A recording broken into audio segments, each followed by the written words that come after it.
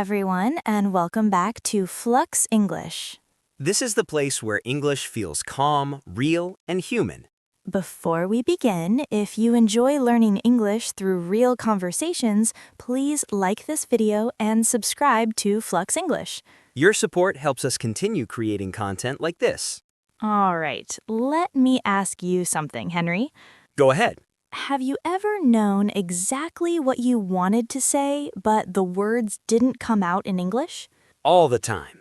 You understand the idea clearly in your mind, But when it's time to speak, everything slows down.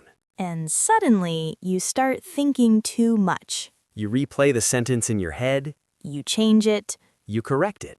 and by the time you're ready, The moment is gone. many English learners think the problem is vocabulary. Or grammar. But very often, the real problem is how we think.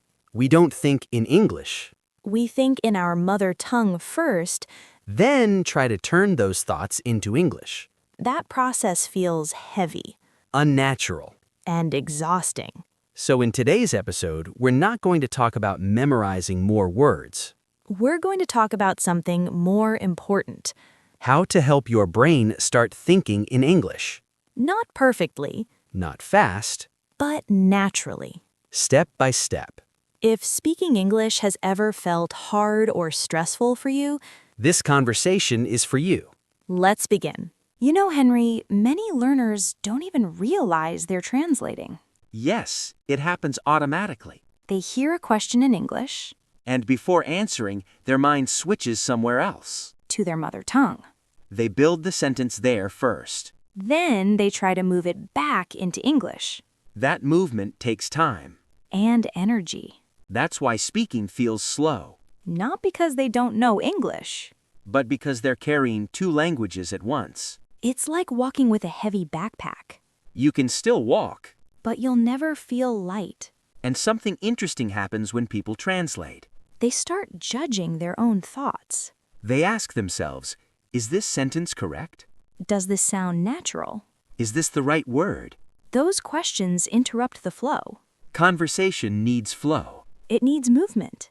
not perfection. When you translate, you also lose emotion.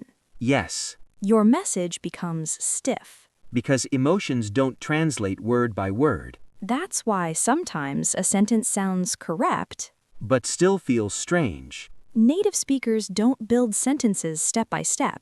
They react They respond to situations, to tone, to feeling. to emotion.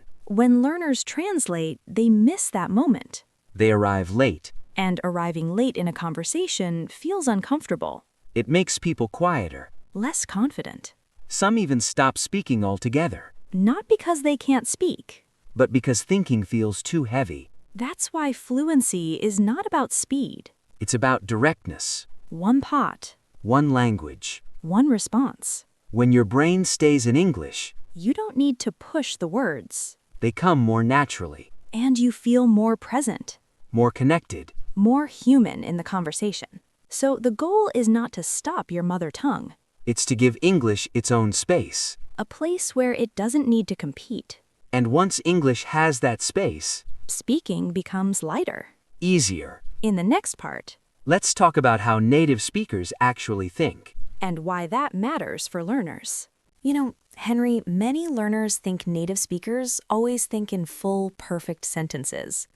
But in reality, that's not how it works at all. Most of the time, native speakers don't build sentences in their minds. They react to situations, sounds, and feelings around them.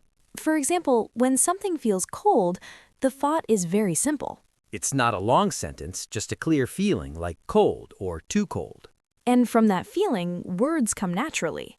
There's no planning, no checking grammar rules in the head. This is one of the biggest differences between learners and native speakers. Learners often try to think about English. Native speakers simply think in the moment. They focus on what is happening, not on how perfect their sentence sounds. That's why their English feels relaxed and natural. Even when their sentences are not complete or perfectly structured. You often hear things like, I was just thinking, or maybe we should. Those sentences are not finished ideas, but they still feel normal. Because conversation is not about giving perfect answers. It's about sharing thoughts as they appear. Another important thing is simplicity. Native speakers usually choose simple words, even for complex ideas. They don't search for difficult vocabulary while speaking. They choose words that come easily and quickly. This makes their speech flow more smoothly. Learners, on the other hand, often stop to judge their own thoughts. They ask themselves if a sentence is correct or sounds natural. That judgment slows everything down. When you judge every thought, it becomes harder to speak. But when you allow simple thoughts, English feels lighter. Thinking like a native speaker is not about sounding impressive. It's about staying present in the conversation. When you let English exist without pressure, words come more easily.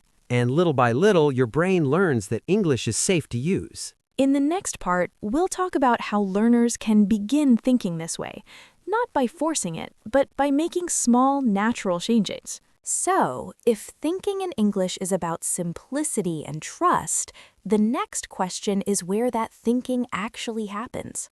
Because it doesn't start in a classroom. And it doesn't start with a textbook. It starts in everyday life. Small moments that usually go unnoticed. Like walking down the street, Waiting for coffee. sitting on a bus or a train. Native speakers don't decide to think in English. It just happens because English is already there. So for learners, the shift begins when English is allowed into daily moments.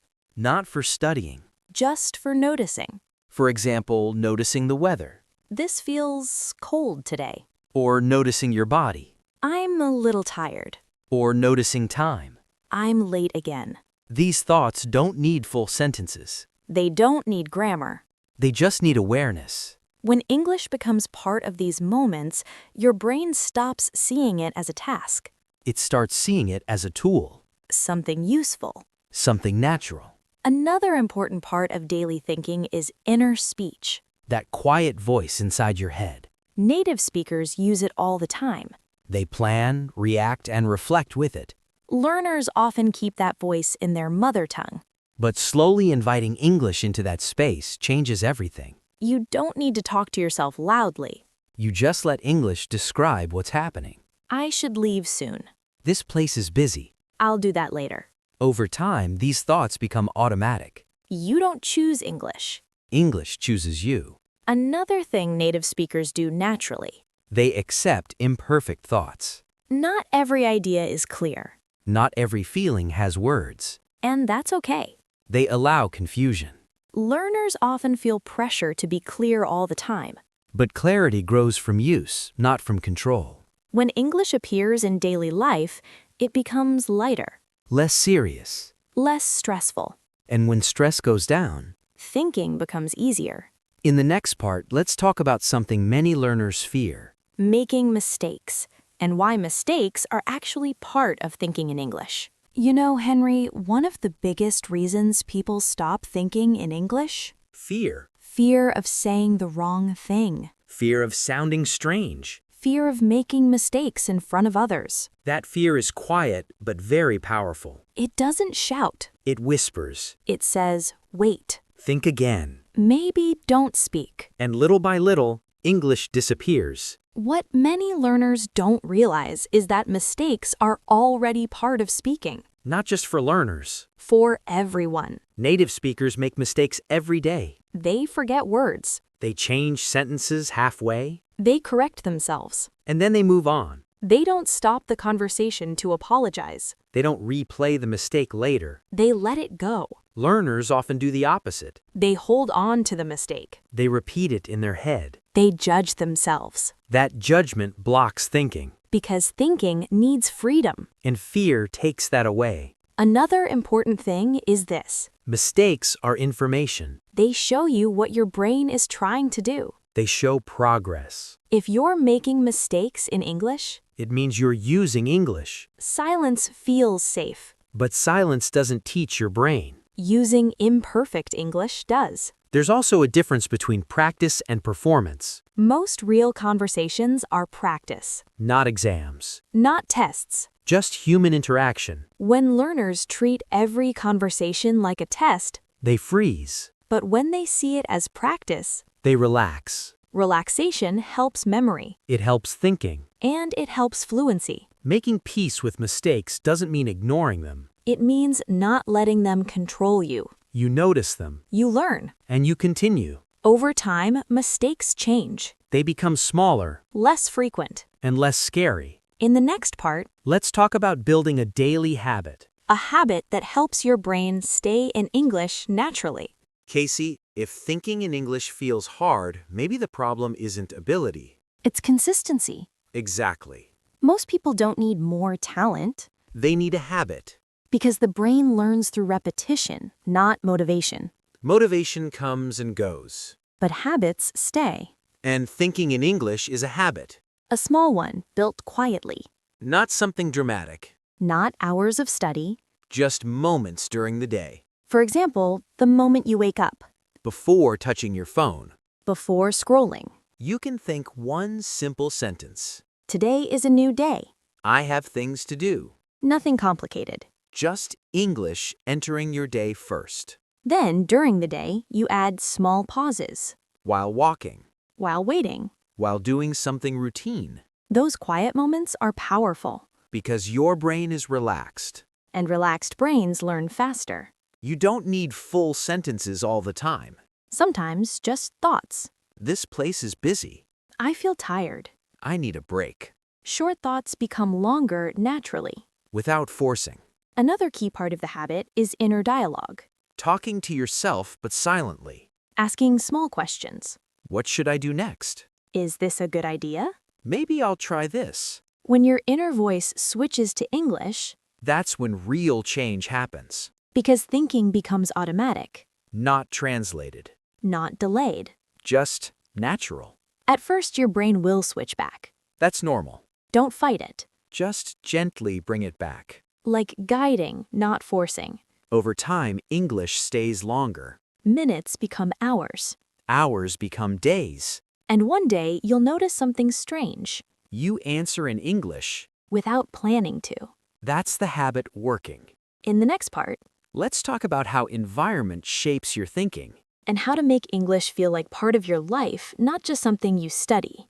You know, Henry, a lot of people think they need to travel abroad to really learn English. Yeah, like English only works in another country. But that's not true, Not anymore. because your environment isn't a place. It's what you choose to surround your mind with. English can live in your home, In your room. in your daily routine, Without changing your life completely. just changing small details. For example, what do you listen to when you're alone? Music, podcasts, background noise. Those moments matter more than people think. Because your brain listens even when you're not focused. So when English becomes background sound, It stops feeling foreign. it starts feeling familiar. Another simple shift is your phone. Most people check it hundreds of times a day. So why not let English live there? Notifications, Short messages. app language. You don't study them, You just see them. and your brain absorbs them quietly. That's how environment works. No pressure, No effort. just exposure. And it doesn't stop with listening or reading. It's also about how you react. When something happens during the day, Instead of reacting in silence, you can describe it in English. that was unexpected. That makes sense. I didn't see that coming. Those reactions are powerful. Because they connect emotion with language. And emotion makes memory stronger. Another thing people underestimate is repetition. Hearing the same expressions again and again. At first, they sound slow, Then familiar. then natural. Until one day, You use them without realizing. that's when English becomes part of you. Not a subject, Not a skill. but a way of thinking. And the best part? You don't need perfect understanding. You just need presence. Let English exist around you. Let it repeat. Let it stay. Before we finish today, we just want to say one thing. Thinking in English is not about being perfect. It's not about knowing every word. And it's definitely not about sounding like someone else. It's about feeling comfortable with your own voice. Letting English become part of your daily thoughts. Little by little. Without pressure. Without fear. If today's episode helped you even a little, That means you're already moving forward. so keep going. Think in simple sentences. Let English stay around you. And trust that your brain is learning even when you don't notice it. If you enjoyed this episode, don't forget to like and subscribe. And share it with someone who's also learning English. Your support helps us continue making calm, real English content like this.